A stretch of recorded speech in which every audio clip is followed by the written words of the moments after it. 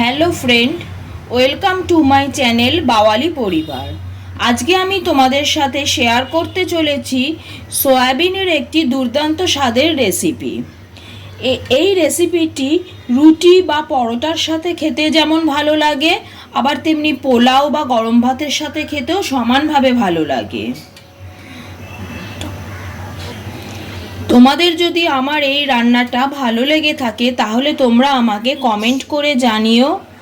আমার এই রেসিপিটি পছন্দ হলে আমাকে প্রচুর পরিমাণে লাইক শেয়ার দিও, আর আমার চ্যানেলের নিত্য নতুন রেসিপির আপডেট পেতে গেলে আমাকে সাবস্ক্রাইব করো। তাহলে চলো এবার রান্নাটা শুরু করা যাক। প্রথমে আমি দেখিয়ে নিচ্ছি আমি এই রান্নার জন্য কি কি জিনিস ব্যবহার করব। আমি এখানে 1 প্যাকেটের মতো সয়াবিন নিয়েছি। আমি নিউট্রেলার সয়াবিন ইউজ করছি। এছাড়া নিচ্ছি মাঝারি সাইজের 2টো পেঁয়াজকে কুচি করে কেটে নিচ্ছি। আর নিচ্ছি আদা রসুনের পেস্ট। এছাড়াও আমার লাগবে কাসুরি মেথি, কাঁচা লঙ্কা। আমি এখানে 4 টেবিল চামচ দই নিয়ে সেটাকে জল ঝরিয়ে রেখে দিয়েছি। এছাড়া লাগবে কাশ্মীরি লঙ্কার গুঁড়ো, জিরে গুঁড়ো, হলুদ গুঁড়ো আর ধনে গুঁড়ো।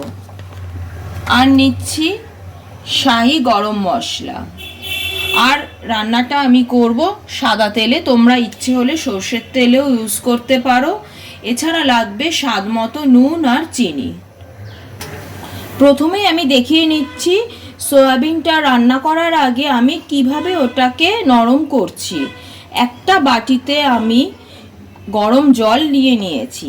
এর মধ্যে দিয়ে দিচ্ছি বেশ খানিকটা নুন। নুনটাকে জলের সাথে ভালো করে মিশিয়ে নিতে হবে।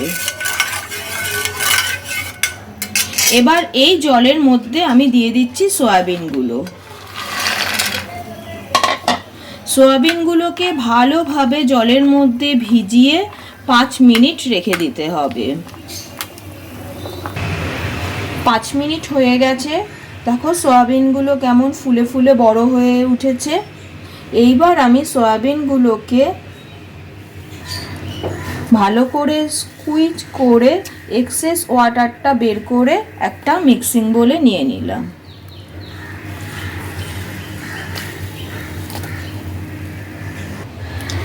এবার আমি এই সয়াবিনের মধ্যে নিয়ে নিচ্ছি জল ঝরিয়ে রাখা টক দইটা।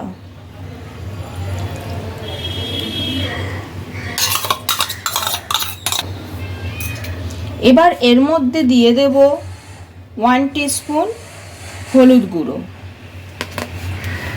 1 টিস্পুন কাশ্মীরি লঙ্কার গুঁড়ো। এটা শুধুমাত্র একটা সুন্দর রং আনার জন্য। 1 টিস্পুন জিরে গুঁড়ো আর দেব 1 টিস্পুন ধনে গুঁড়ো। এই সমস্ত উপকরণ দিয়ে সয়াবিনটাকে ভালো করে মেখে নিতে হবে। সয়াবিনটা খুব ভালো করে মাখা হয়ে গেছে।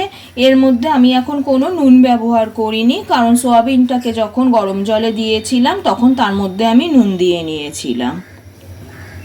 আছে আমি এবার একটা কড়াইতে 3 টেবিল স্পুন সাদা তেল দিয়ে নিয়েছি। তেলটা খুব ভালোভাবে গরম হয়ে গেছে। এবার আমি এর মধ্যে দিয়ে দেব পেঁয়াজ কুচি দিয়ে দিলাম। দিয়ে এবার এটাকে হালকা করে নাড়াচাড়া করে নেব। একটু নরম নরম হওয়া অবধি পেঁয়াজটাকে হালকাভাবে নাড়াচাড়া করে নেব। পেঁয়াজটা নরম নরম হয়ে গেছে। এবার আমি এর মধ্যে দিয়ে দেব আদা রসুনের পেস্টটা। আদা রসুনের পেস্টটা দিয়ে এবার এটাকে আবার মিনিট খানেক ভালো করে ভাজতে হবে, যতক্ষণ না মশলার কাঁচা গন্ধটা চলে যায়। আমি 1 মিনিট মতো মশলাটাকে ভেজে নিয়েছি। মশলাটার কাঁচা গন্ধ চলে গেছে। দেখো রংটাও কিরকম চেঞ্জ হতে আরম্ভ করেছে। এবার আমি এর মধ্যে দিয়ে দেব সামান্য হলুদ গুঁড়ো আর দেব সামান্য একটু কাশ্মীরি লঙ্কার গুঁড়ো। এগুলো দিয়ে আমি এটাকে আবার ভালো করে মিশিয়ে নেব। এগুলোকে মশলার সাথে ভালো করে মিশিয়ে নিয়েছি। এবার আমি এর মধ্যে দিয়ে দেব কাসুরি মেথি।